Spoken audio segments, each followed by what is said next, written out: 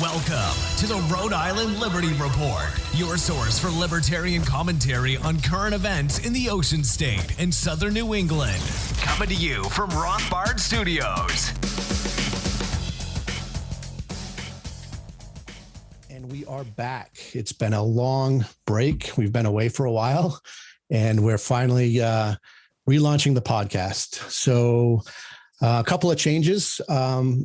Eric, who was my co-host previously, has kind of stepped back. He's got some family obligations going on and new additions to the family and work commitments and whatnot. So Eric's kind of taken a little bit of a break, and Eric's part of the family. So there's no hard feelings there. He's always welcome back, and he may even come back at some point to join the team again. But the exciting news is we have two new co-hosts. We've got Bill and Sean. So some of you may know Bill. Bill's been a candidate for office here, longtime libertarian in Rhode Island, a very active libertarian, and Sean as well. Sean's a former Navy veteran, or is a Navy veteran, and also a active libertarian. So welcome, guys. Thanks for having us, Mike. And It's going to take two of us to fill Eric's shoes up, for sure. So we're excited to be on board and doing our best to keep up with him.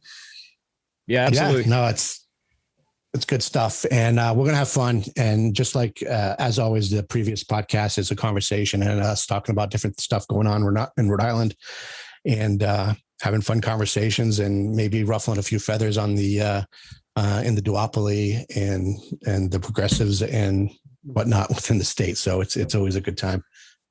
I figured before we get started on our typical topics, a couple of housekeeping items, since it's been so long, and some of them are major events. One of the biggest one is that we've been zucked on Facebook. So back in February, our Facebook page, which was well above 5,000 likes, was depublished or unpublished. So we lost that mechanism to reach out to people. So, we always knew what happened. We tried to prepare ourselves a little bit for it with a shadow page, which we do have and is up and running. So we still have a Facebook presence, whether we have to rebuild it.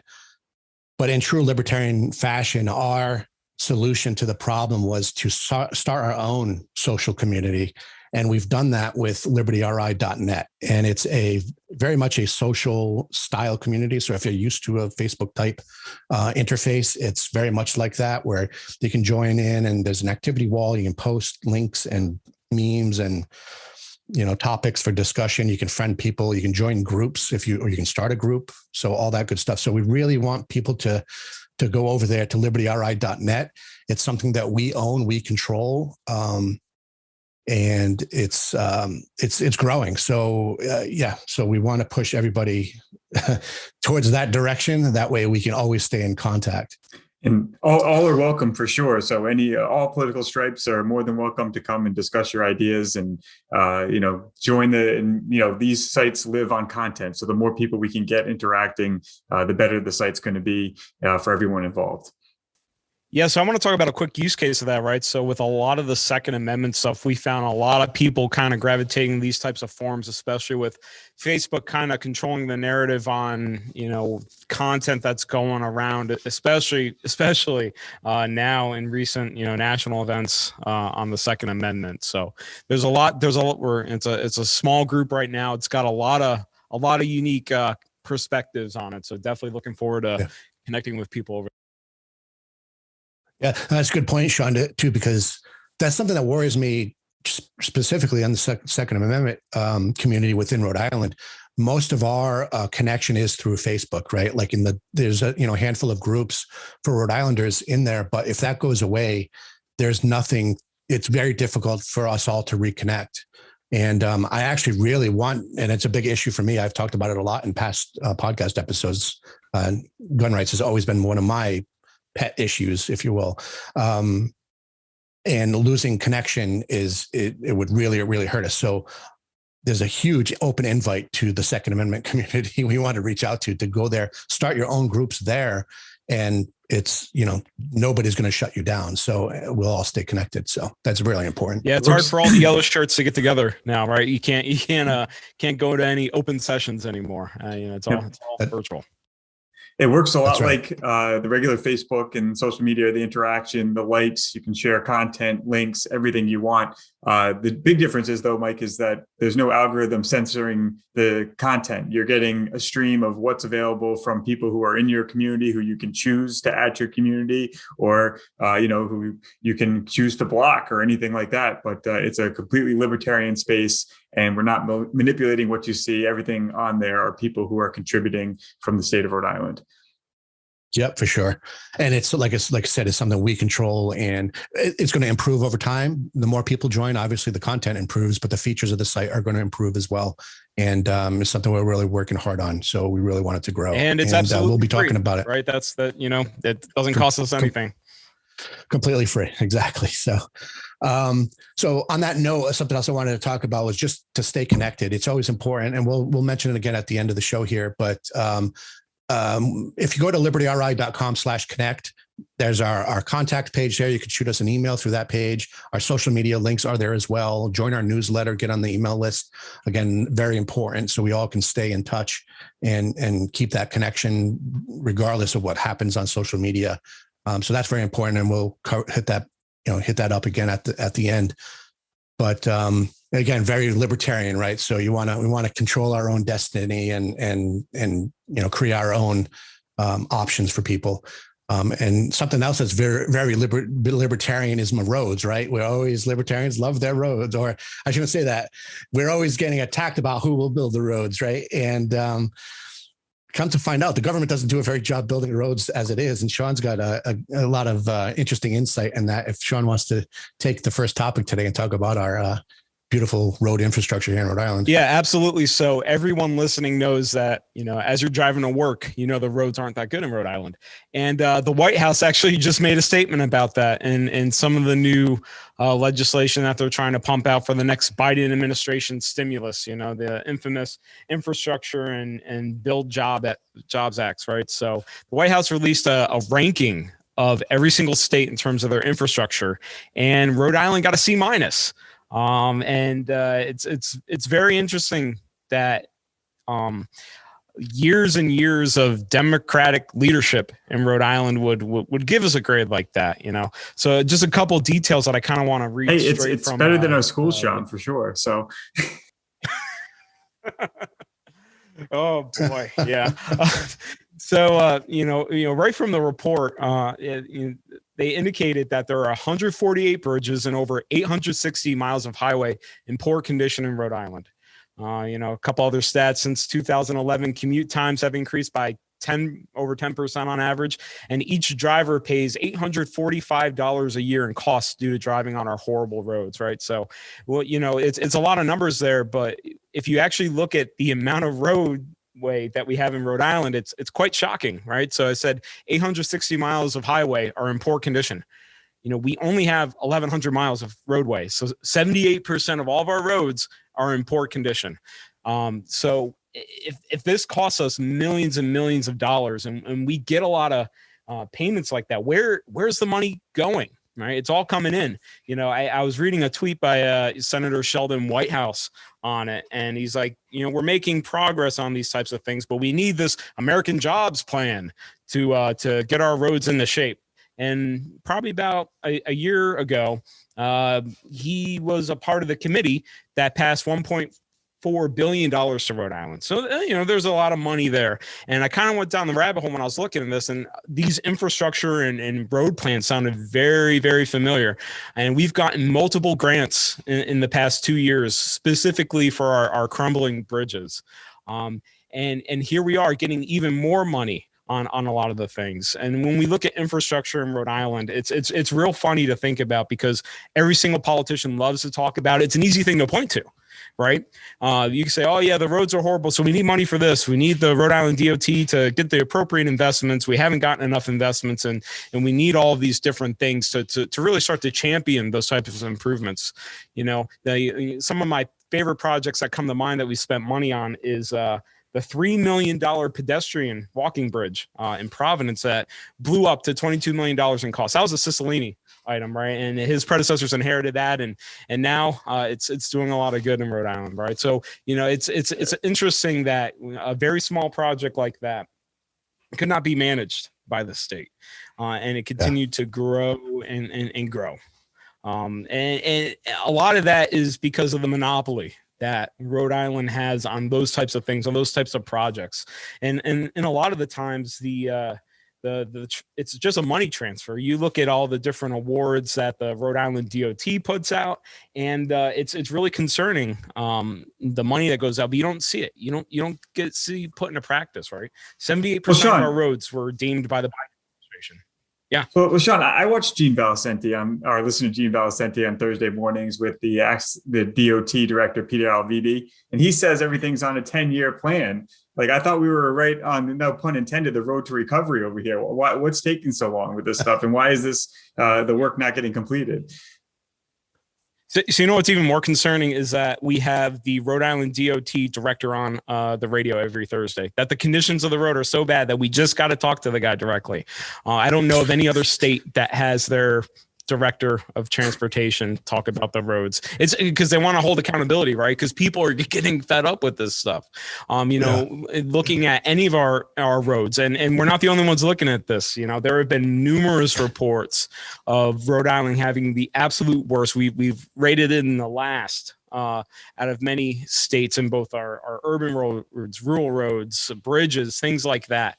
And it's really, really concerning to see that everyone is saying our roads are so horrible, but it can't just be money, right? It can't be money that solves the problem. We've been pumping money into it for years. Roadworks, that's another program that I believe was supposed to, last 5 years. So he's got a 10-year plan, but I don't think that he's going to, the objective of Roadworks is in 5 years, 90% of our roads are going to be A-OK again. Well, I don't see that happening when in 2021, 78% of our roads are in disrepair. Mike, what do you think?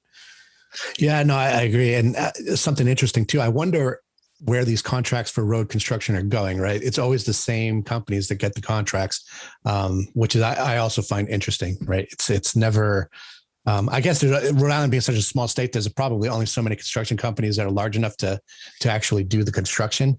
But I mean, I guess that goes to say, why does it have to be the government that manages it? Because obviously they can't manage it. Like they're not doing a very, very good job at it. And the fact we're such a small, tiny state, it's amazing. It's amazing that the work you have to ask the work that they do is so poor. Dealing with these, the higher DOT guys that come and actually do the work, and then they end up contracting, like Mike's point, to outside third parties anyway. What the heck are they contributing to the process besides the bureaucracy of trying to run the government itself?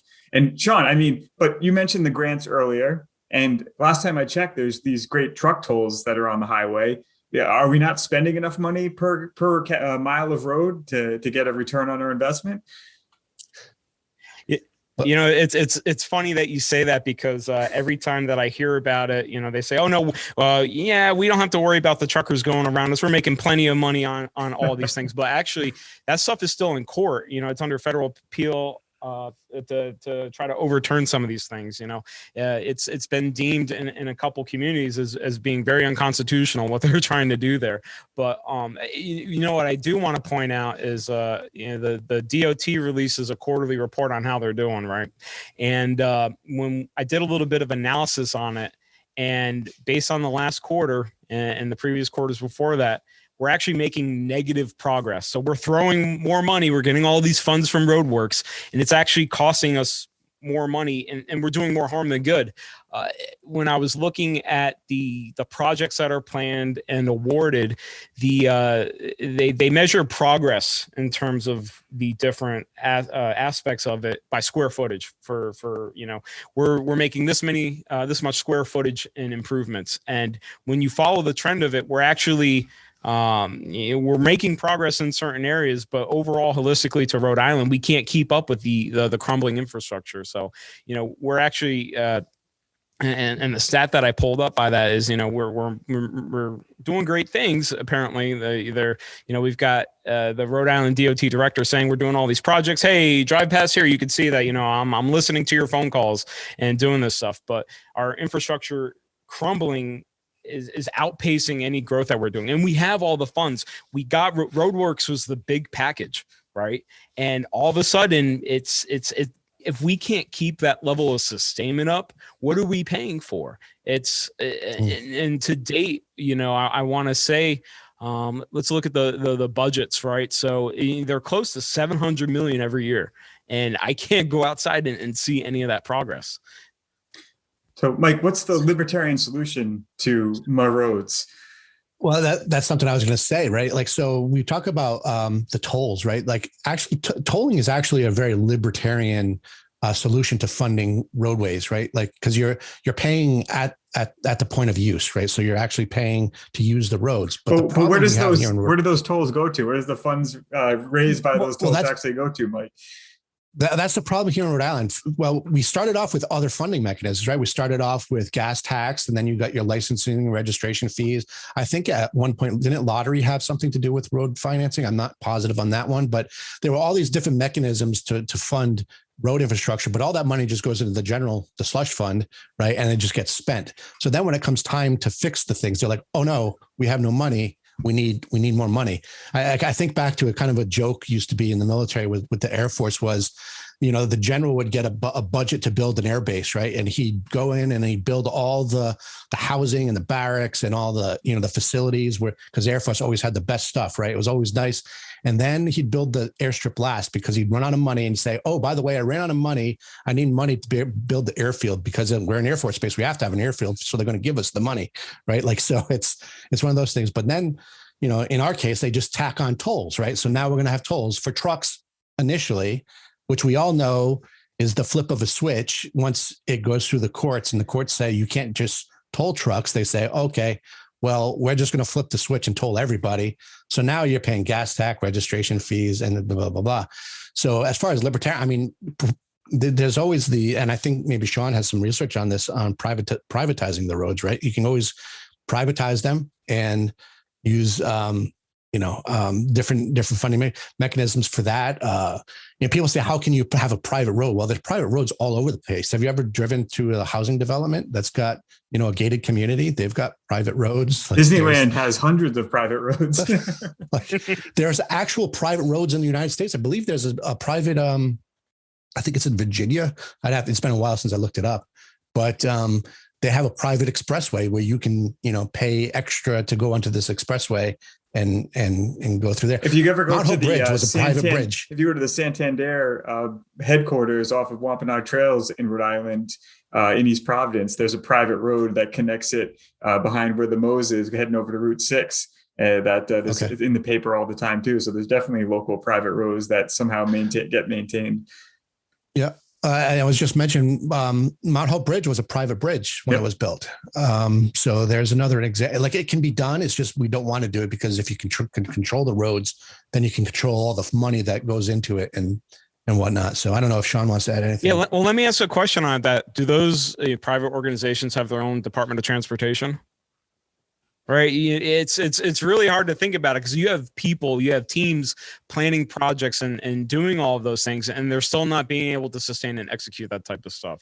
We should be really well positioned. You have people dedicated to it. Rhode Island spends more than most any other state, per mile on the road. So it's not the money issue. It's literally the management of it. And I think it comes down to, a lot of things that can be broadly applied to government. Right. So where's the incentive, right? They're not operating like a business to where they would be able to, worry about competition. They literally have a monopoly on pavement, on asphalt here for our roads.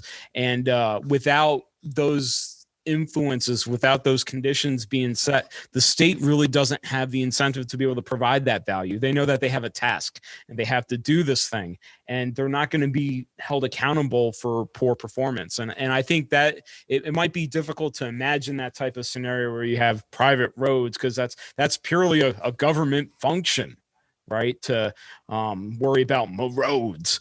But at the end of the day, if you don't have good service at a company, right, you're not going to go back there. People speak with their dollars, and unfortunately, we've lost our voice. That's the biggest thing here. We're extorted for these dollars. We see these dollars. All these federal dollars, our taxpayer dollars, are getting funneled into these projects. If we want to go consume anything, if we want to purchase gas, there's a huge amount of gas tax that's applied there, and we're starting to lose that voice that we would have in a free market. And they're and this is the case where they say, the state is too big to fail. If they don't perform, then they will get more funds for that project, or they'll ignore it and move on to the next one. If they plan a budget for $3 million for a bridge, they'll go over that and they'll spend $22 million on a bridge. And you can't even drive on it, right? You can't even ride your bike across it. You have to walk it across. It's So, something else to consider too. If the government wasn't building roads, what's to say that we wouldn't be living like the Jetsons by now, right? Like what makes you think that we would have to be using roads? We could all be flying in Jetson cars because we've advanced, because it was not this subsidized, way of transportation. Well, Mike, it's funny you bring that up, because everybody loves to bash on Amazon and how much of a terrible corporation is, and they exploit their workers and everything like that.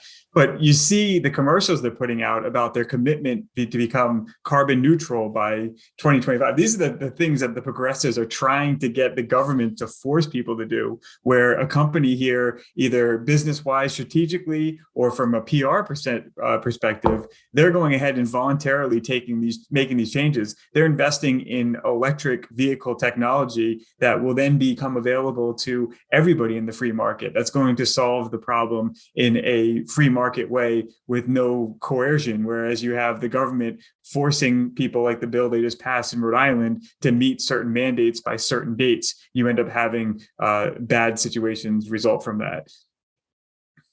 Excellent point. Yeah. And anything else you wanted to add to that, Sean?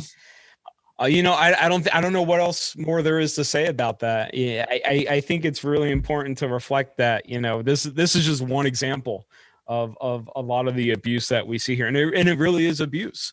These funds could be going towards so many more things, but since we're so inefficient at doing that, every year we have to throw more money at these problems, and we're not seeing any results. So I don't know. There definitely needs to be some changes in this area. And I think I could use a couple more Dunkin' Donuts on the side of the road,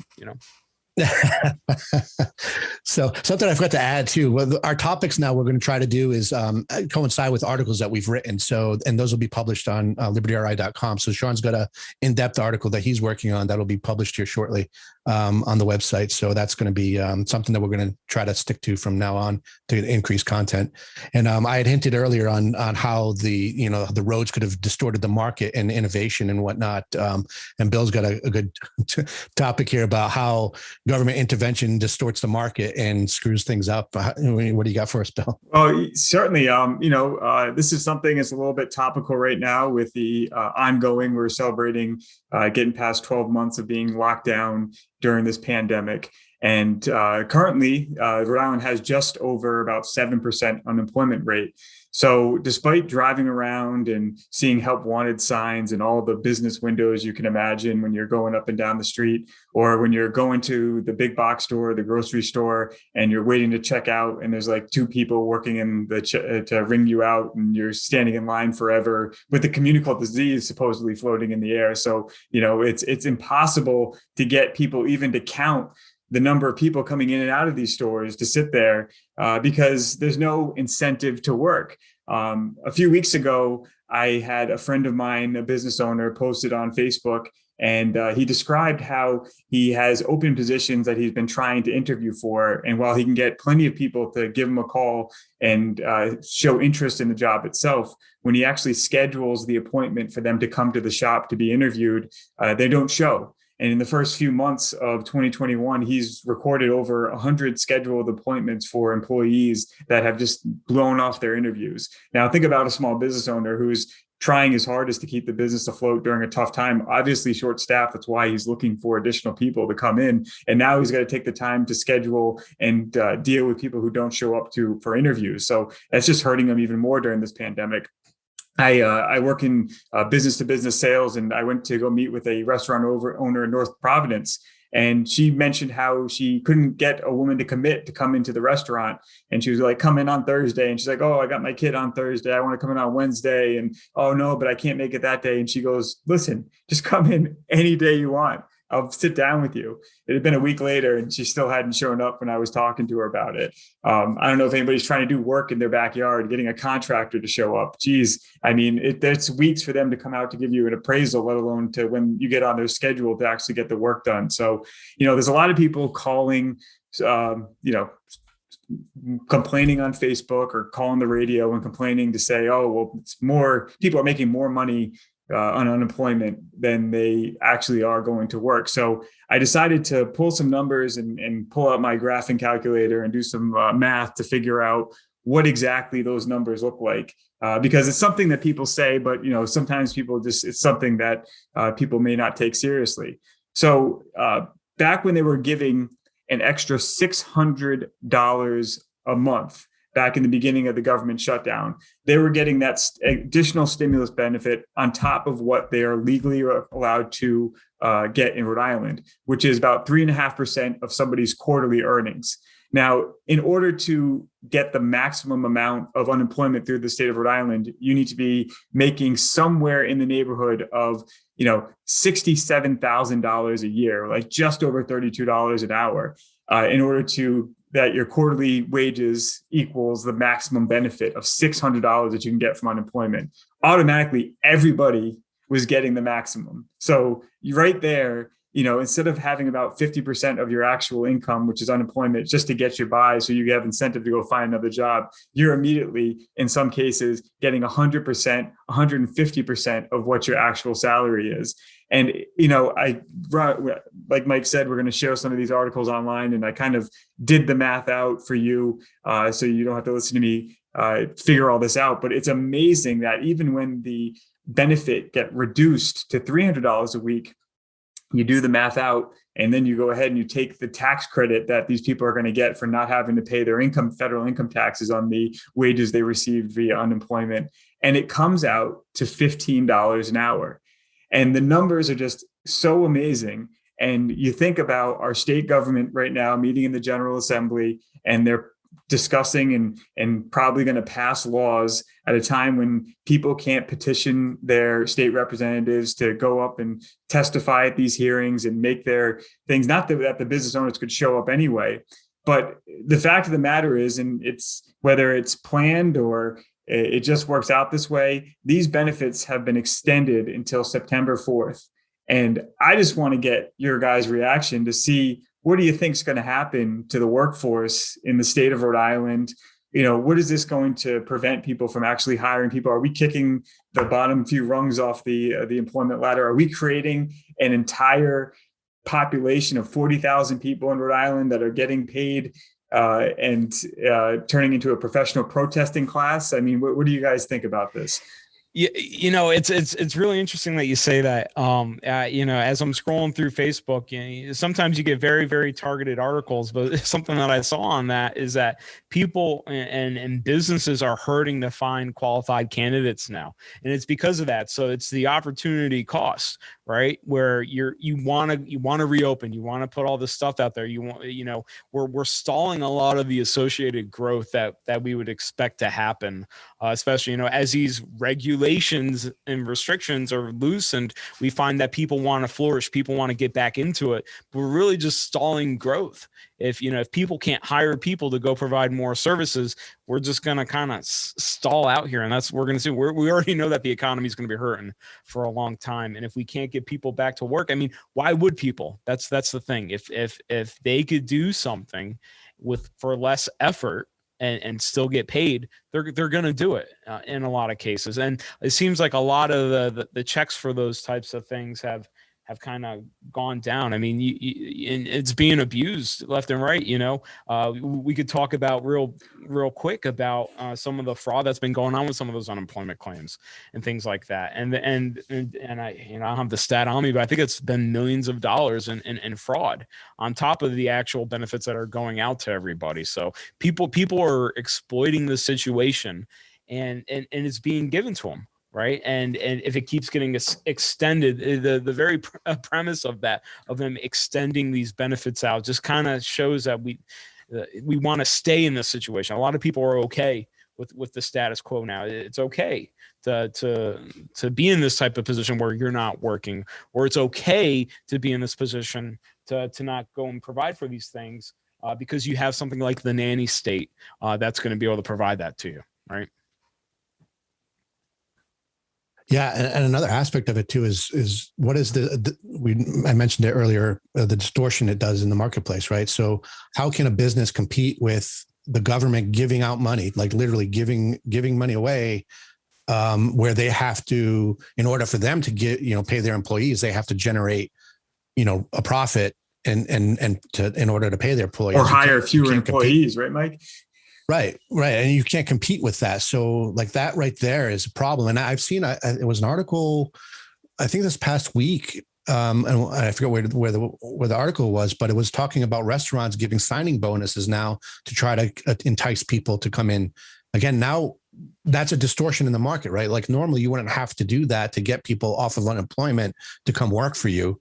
But now you have to. So that money right there is money that could have been spent on growing the business and potentially hiring more employees. Now they're happy to get, 1 or 2 employees instead of 3, just because at least they'll get something, right? So like that just throws a wrench into the whole system. And also, as we know, like, so the federal money, the bump up that's coming from the federal government, that money where's that money coming from? That's just being printed, right? So that's a tax on the future.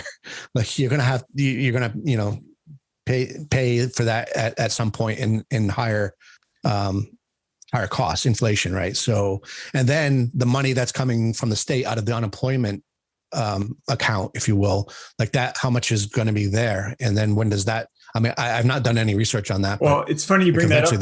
It's funny that you bring that up, Mike, because there's actually a trust fund or a fund that's associated with the unemployment insurance. And if you have times of extended unemployment, which I'm sure this qualifies as a time of extended unemployment, the federal government has a mechanism where you can borrow the money to keep your unemployment benefits funded to the level that they need to be. And actually, one of the last time we actually made payments, and it was a priority by Libertarian Rhode Island Governor Link Chafee to pay off those loans to eliminate that debt and to lower the cost of our unemployment insurance benefits, because the higher amount you borrow from the government, the higher rates you pay to the government to reinsure that as unemployment benefits. And to Mike, to your point about distorting the market, the per capita median income before the pandemic was $36,000 a year, about $17 an hour.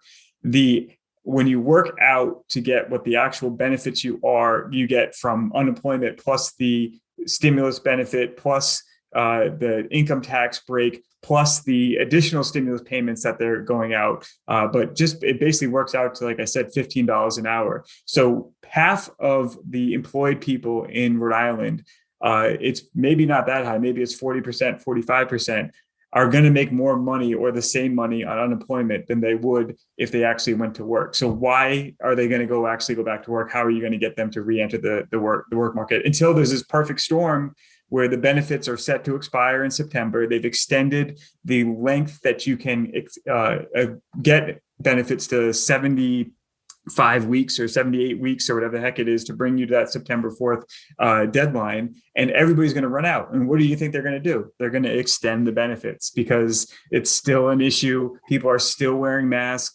The governor, McKee, said we're going to stay in a state of emergency to make sure that we qualify for those federal funds in the future, because we don't want to cancel the state of emergency, because then the gravy train will stop coming from the federal government. And, this really, like anything else, boils down to states' rights and states' issues, because in order to have the autonomy, you need to be able to fund these things and do these things as an individual state. As soon as you start relying on those federal dollars that are coming down the pike as part of the larger budget, there's a bunch of strings and conditions that the whack jobs up in Washington attach to those funds, and it ends up costing us more in the end. Not to mention that we're probably going to have to do a match to get the federal funding, and we don't have that in our budget. So we're borrowing to get that match, which is increasing our. And this is why the roads are so bad, Sean. I mean, this is all connected. It's just systemic abuse of the system. Well, if everyone's staying home so much, I don't know why the roads keep getting worse.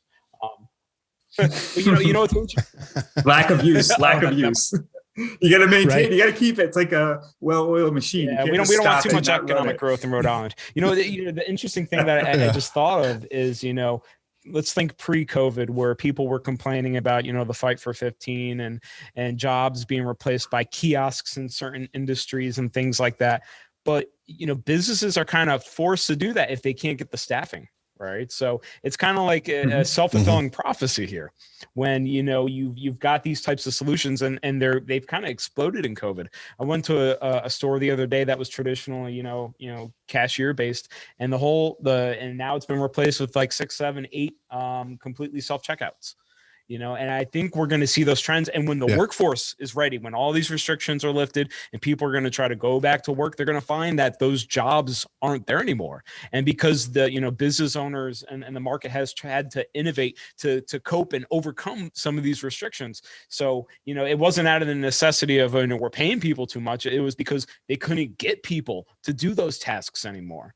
So, the response to that, it's going to be very interesting to see when people try to re-enter the workforce and they find that those jobs aren't there anymore. Now, there are going to be other tasks and other things for them to do, but is the workforce going to be qualified and ready to do all of those, available tasks at the time? And if we don't reopen, if we aren't able to facilitate that sooner rather than later, we're going to find that that's the climate. That's how these businesses are going to have to keep afloat, right? And they're going to find that, a lot of these tasks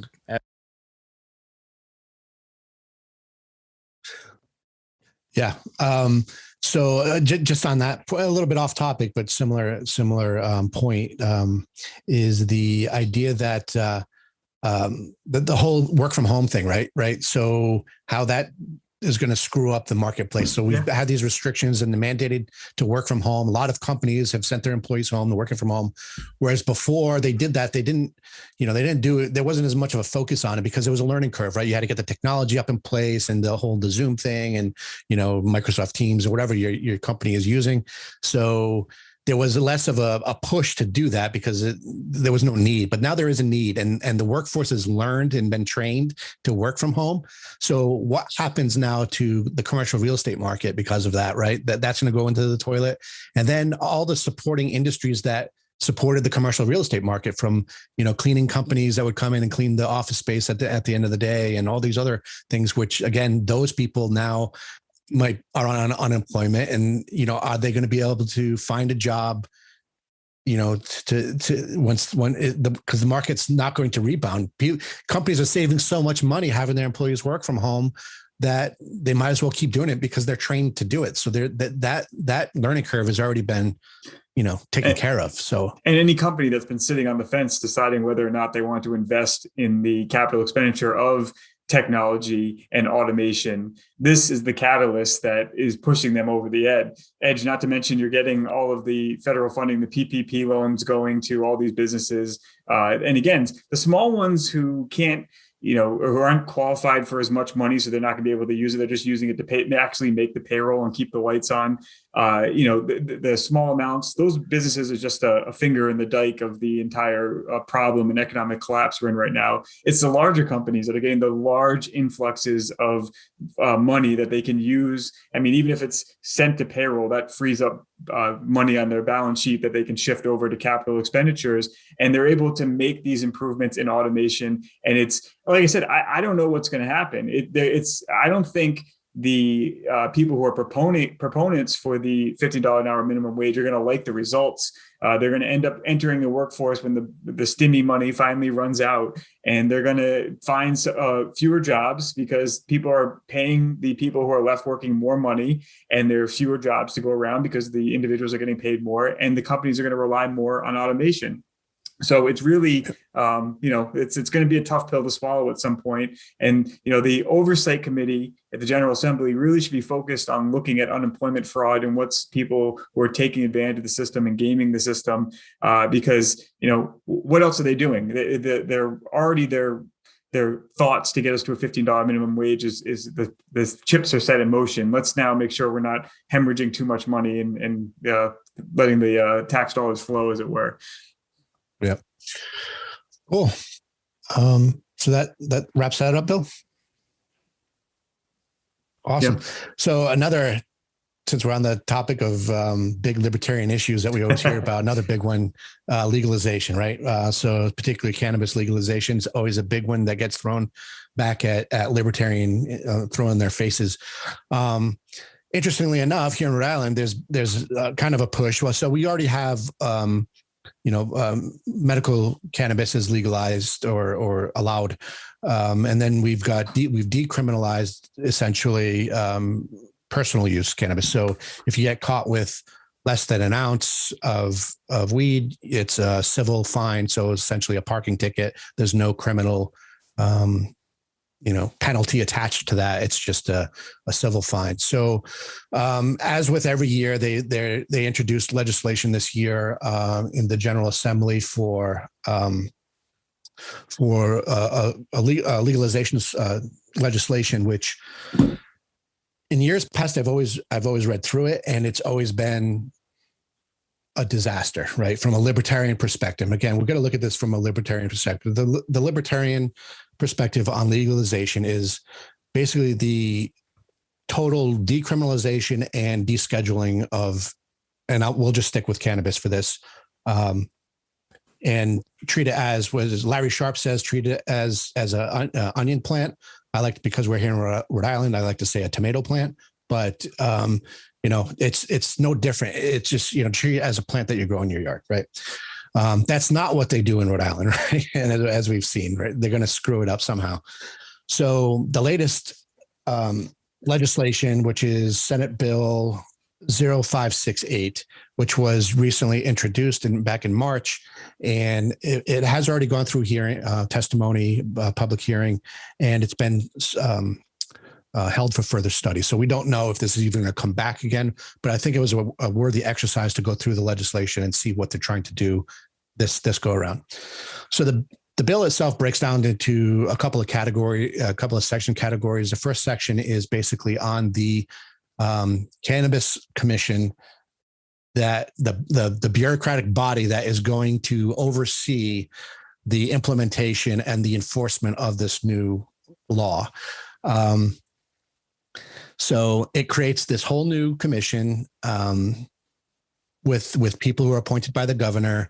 The commission itself then hires people to work for the commission. It's just this big, huge, bloated bureaucracy that's going to now need to be funded. And I'm sure they're going to use some of the money that's generated, which we'll get into how they're generating the tax revenue. But it's just this other bureaucracy that we have to keep an eye on, right? So that's the big one, right? That's kind of their how they start this off. The next big thing is how they're going to regulate the actual businesses that are going to operate, and they're going to break the businesses down into essentially 4 different categories, being the cultivators, the warehouses, or the wholesalers, and then the retailers, and then the laboratories that'll do the testing. And in my understanding of reading this, none of the different categories of businesses can be overlapped. So you can't be both a retailer and a wholesaler. You can't be a cultivator and a wholesaler. And it's my understanding that a retailer can't buy from the cultivator. They have to go through the wholesaler. So it creates this crony. Just like the alcohol distributor, manufacturer, retail separation, that they do documentaries about how much that distorts the system and creates problems. Yeah, and drives up the cost, right? Because every time another hand touches it, they're going to get their cut. It's going to drive the cost up and go from there. Well, interestingly, that's really bad, though, right? Because if I recall the proposal, especially on the retailer side, you're only allowed so many licenses, right? You can only have so many of those retailers in existence in Rhode Island at this time. So that's going to absolutely drive up all the different prices. And those, the people downstream in that supply chain know that, if one of these 25 businesses want anything from this, they have to get. There's only 3 liquor distributors in Rhode Island, I believe. Yeah, the way this legislation, this version of the legislation is written, is basically giving the commission the authority to determine how many licenses are available in the state. So it's, again, it's another crony opportunity, right? Like, so you can start, working deals on how many licenses are going to be issued and all this other nonsense. So it's just a very shady situation. So of course, each individual entity, if you will, each type of organization along that chain has to get both apply for a license and then pay for a license. So there's different application fees, and it's interesting. The cultivators, it's a sliding scale. So based on the amount of square footage that you intend to use to grow, is what your license is going to be. So everybody pays a set application fee, but then it's tiered. So you've got up to 1,000 square feet. It's an $80 application fee and a $250 licensing fee.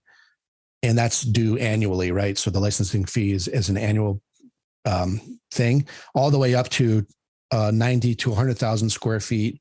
And I'm assuming above that, it's a $20,000 licensing fee and a $1,600 application fee. So quite interesting. But it gets better. So then you go into the what they call the cannabis product manufacturer or wholesaler. So this is somebody who takes the raw material and they either turn it into a product or they wholesale it to a retail space. And you're looking at a $300 application fee and a $5,000 application fee. And that's going to be, again, annually. And then it goes down to the retail space, which is a $500 application fee and a $20,000 licensing fee. So it seems to be going up. And then you've got the laboratories that pay a $300 application fee and a $5,000 licensing fee. So again, so you've got all these fees on top of it, right? Which again gets passed on to the consumer because that's how it works. And that keeps the inflated fees drive up the cost, which creates an incentive to maintain the black or the gray market where people are selling this stuff and you're really not resolving the problem by legalizing it in the first place. Well, exactly. Right. So that becomes that whole problem. So the other interesting thing is, right, when you increase the cost, the other side of this is the taxing side. So they're going to regulate it. They're regulating the hell out of it. And then they're going to tax it. Right. So the taxing side of it becomes you're going to pay a 7% sales tax on everything. Then you're going to pay a 10% excise tax, which goes to the state. So that's 17% right there to the state. And then each municipality is allowed to tack on another 3% for their own, pockets, if you will, to line their pockets. So now you're increasing. So when you increase the cost, then you it just increases the tax revenue because of the high percentage that they got to pay on that. So it's absolutely insane. I'm curious about that now, right? So if someone wants to set up shop in Rhode Island and they've got these different things, I wonder how the zoning requirements are going to reflect those types of things. Oh, if you want to, start anything with cannabis, you're then going to have to pay all this other stuff. And, towns might be like, oh, well, I don't find that undesirable, or councils might be like that. And kind of expanded to the layers and layers of funds and more barriers to entry, right?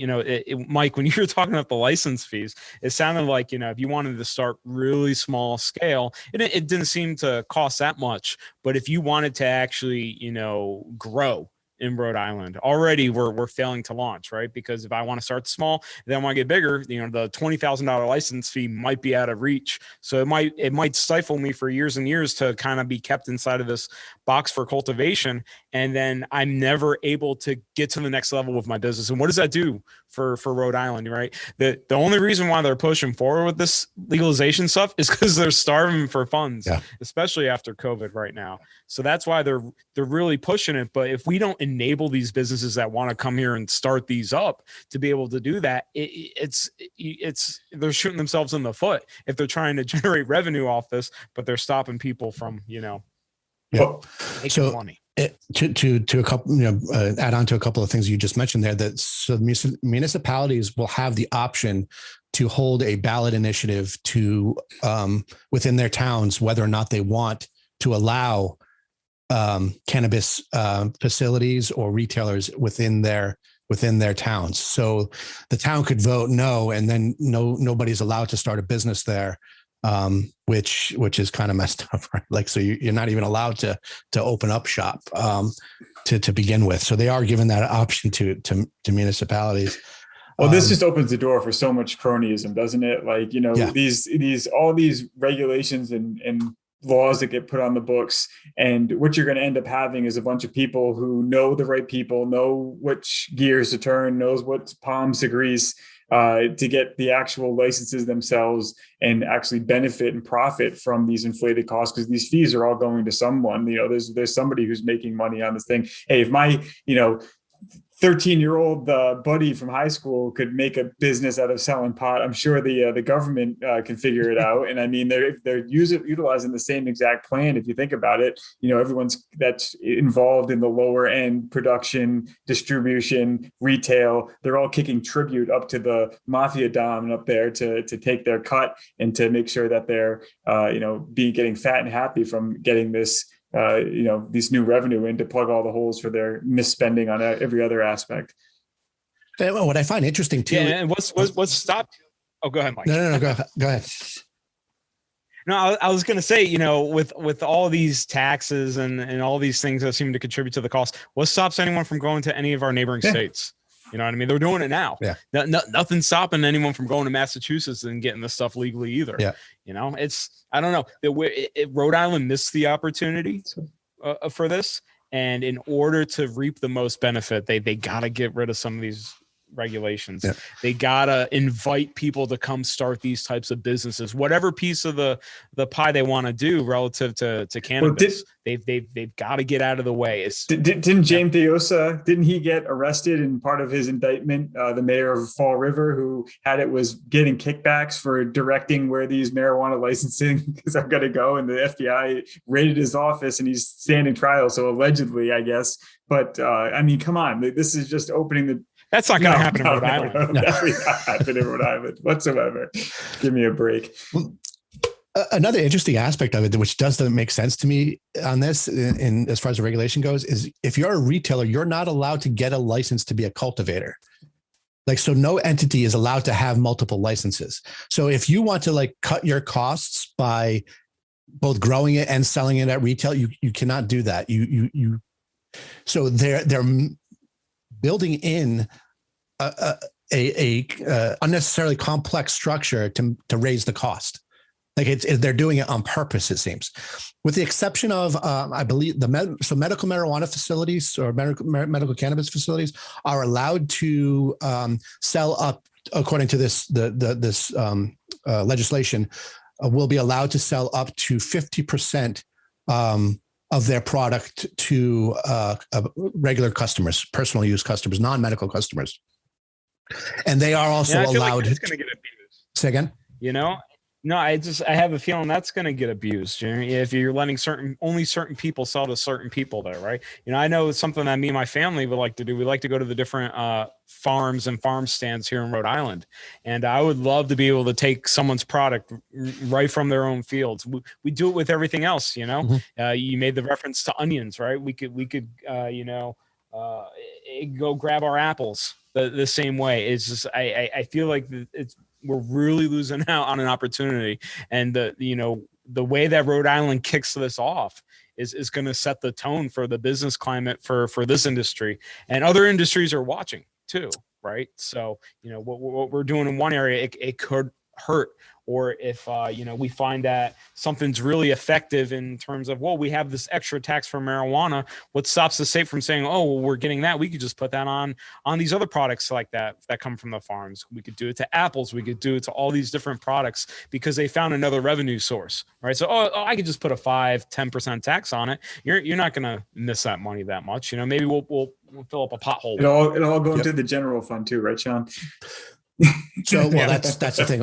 All the tax revenue does, it specifically says in the legislation, go to the general fund. So it's a black hole, the black hole in the Rhode Island state government. Do we have restricted accounts in the Rhode Island state government? I think there's a few, out there, but geez, it's amazing.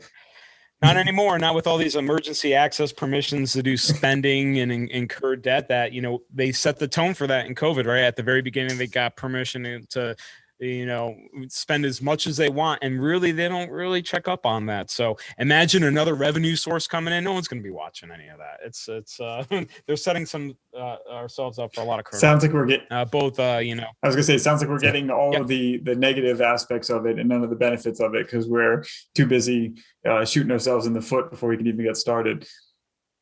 Yeah. Mm-hmm. So a couple of just final points. So some of the two other aspects of this, I'll hit on the personal use aspect last, although it's not last in the legislation, just because I'll try to end on a little bit of a positive note. But there's also, so without describing the personal aspect of it, there are still civil penalties for certain violations of the legislation. And those penalties go to a fund. And let me pull this up so I can say it appropriately. Let me see. It's the Social Equity Assistance Fund. So there's a social equity aspect to this legislation. Of course there is. Talking about more cronyism, right? So the idea behind this, as far as I understand it in the reading, is that there have been, certain communities have been affected more heavily than others in the war on drugs, which we all know is a fact, right? So that is legit, but they want those communities to now be get the most cannabis. Yes, so they want the industry to thrive in those communities. Oh. So they're using this fund to help people within those communities start businesses, so they can get money from this fund to help them start their businesses in these overly burdened communities from the war on drugs. So I thought that was kind of interesting. There is a whole social aspect, a social equity aspect of this, of course, that they're pushing. But just from the aspect of personal use, right? So actual possession, they've gotten a little bit better in this area, where in years past, what they've done is, like, as I said before, if you had under an ounce, I can look up, I have the law here in Rhode Island. If you have, currently, if you have less than an ounce, it's a civil violation, $150 fine, like a parking ticket. Doesn't go on your criminal record or anything like that. If it's between 1 ounce and 1 kilo, it's a misdemeanor, and it's a $500 fine and up to a year in prison. And then if it's over between 1 to 5 kilos, it's a felony, and it's a mandatory 10-year sentence, up to 50 years and a $500,000 fine. And then more than 5, it's a mandatory 25-year sentence and a $100,000 fine. So that's as it stands right now. So essentially, in years past, what they've done is the legislation has basically gotten rid of the under 1 ounce penalty, civil penalty, but it oddly, and it varied, but it for the most part kept the criminal penalties above an ounce. So you were still better off just keeping this and paying the $150 fine, instead of risking having over an ounce and you're still going to get screwed anyway. So it's like, it didn't make sense the way they did it before. But this legislation essentially eliminates all that, although it still does create it allows you to keep an ounce. Now, I believe it's up to 6 plants per in the house per adult, with a maximum up to 12. So if you have 2 adults living in the house, you can have up to 12 plants. And if there's 3 adults, you're still only maxed out at 12 plants. Again, it's a whole bunch of different rules and variations, but the civil penalties are, if your possession of over an ounce, it's a civil penalty. I think it's $100. Again, anything that's above what's allowed becomes a civil penalty as opposed to a criminal penalty. So that is a step in the right direction. Although, again, why not just let people have what they want to have? It's a freaking plant. Why do that? I think it's a money grab, right? It's a way to grab money, and it's so arbitrary, right? Like it doesn't make sense. So yeah, it doesn't even seem like it's really legalized at that point, right? It's definitely a step in the right direction. But I'm gonna give a little bit of free advice to Dan McKee and Peter Alviti. I think they should join forces on this one. Hear me out, guys. And they should launch an initiative called Pot for Potholes. If they say that having funds, we need more money for the DOT. If they put in to reduce the regulations and enable more people to purchase cannabis, and if we could reduce the regulations on that, if we could reduce some of the other regulations that are related to some of the the stuff that Bill talked about right now, right? If we're able to reduce that type of stuff, you will generate more income, and just let people do it. Let people put their dollars in play for this type of stuff. And they will find they will flourish after that. Free advice, way better than cool. Well, I said the same thing. You're talking about in the gold rush out west, the people digging for gold never got as rich as the people that went up and set up the general store in the shanty town out there that sold everything you needed for a hefty profit. I mean, these are the type of things where we need to get the state out of the way, let the electricians, the HVAC contractors, the distributors of the growing equipment, the lighting, everything that goes into this type. It could be a cottage industry, just in the fact that maybe someone wants to grow something in their own home and make sure that they grow a garden in their backyard. Why not be able to grow responsibly, a couple cannabis plants in your basement or something like that? There's nothing really wrong with that. And you could have a cottage industry of people coming, like they come to install a backup generator, that come and help you install your small little grow operation, and creating these new job opportunities in these new markets. Instead, they're restricting it to the smaller and smaller number of people, and they're trying to fit the new problem, or the problems that they foresee are going to arise with this new innovation, or this new introduction into the market. And they're trying to fit it into the ways of the past, where everything is bureaucracies, and there's certain licensing processes that go into place. And the same people who are in stasis right now, collecting all of the benefits from these barriers that are up there, are going to remain in power, and you're really not going to see any systemic change. Yeah. I think we should treat it more like some other states are treating breweries, right? We've seen a much larger, rise in microbreweries, and we're starting to see that in Rhode Island too. How did that start? We started reducing the burden of doing business in that industry in Rhode Island. We started reducing regulations, and now we've got more microbreweries popping up. In states like New Hampshire, they even have nano breweries, where you have, people that are home brewing essentially, and being able to sell small batches of beer. And then what they're finding is that those people that are starting as nano breweries are growing into microbreweries, and then it's getting larger and larger, and there's more economic growth coming in because you're reducing the barrier to entry there. We could do the same thing for cannabis here. It's the same exact concept. Yep. Yeah. And on that note, I kind of wrap it up. I think overall and there's a lot more detail I'll put in the article, some kind of quirks and weird things that are going on in the legislation. Overall, I think it's like a D- from a libertarian perspective, would be a no vote. I mean, granted, the big plus in this is they're not throwing people in cages for possession, but they're still taking their money. That's not a good thing, but at least they're not throwing them in a cage. I mean, it's absolutely ridiculous that's like the kind of compromise that you have to say is a good thing. It's insane, but based on years past and other legislation that have been proposed, but the overregulation of the industry is absolutely a no-go. And the whole redistributive mechanism in it.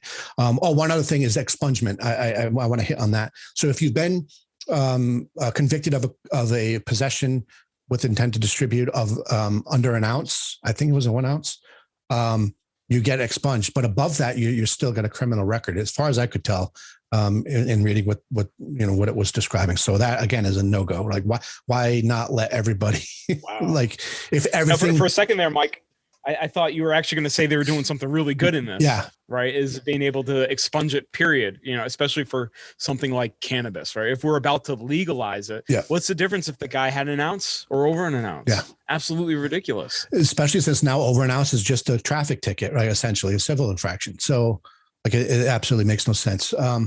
So yeah, I'll leave that one at that. We'll have the article up on the site here in the next few days, but yeah. So I guess that wraps up our first episode of the new Rhode Island Liberty Report. Yay! Yeah, that went well. I like it. Guys did an awesome job. So we're going to try to do this on a every other week basis is what we're committing to. So hopefully our schedules can accommodate that, and we can keep that workflow going. So that's something to look forward to for everybody that's listening now. Couple of things again to wrap it up. So we want to reiterate connecting with us on libertyri.com/connect. That's where you can get all of our social media links and our newsletter and our email page, contact form. Also, as always, subscribe to us on Apple and Google Podcasts, Stitcher, Spotify, all the major podcatchers.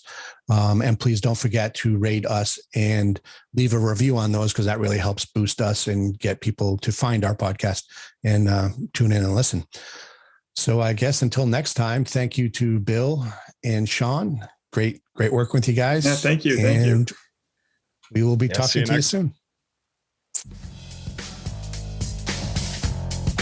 You've been listening to the Rhode Island Liberty Report. Be sure to check us out at libertyri.com.